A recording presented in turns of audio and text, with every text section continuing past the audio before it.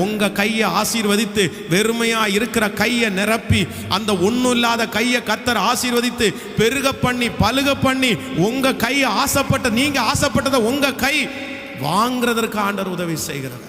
ஹல்லேலூயா. நீங்க பணத்திற்காக ஆசைப்பட்டு எல்லாம் போக வேண்டாம். பணம் கொடுங்க ஆண்டவரே, பணம் கொடுங்க ஆண்டவரேன்னு கேட்க வேண்டாம். கர்த்தரை நீங்க தேடினா போதும்.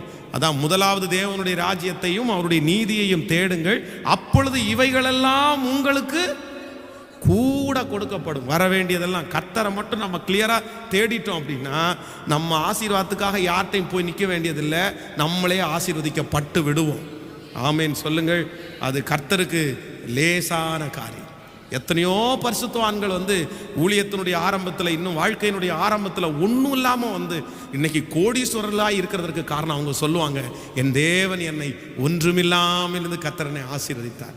ஆமேன். ரெண்டாவது தடை அவங்களுக்கு என்ன தடை வந்துச்சுன்னா,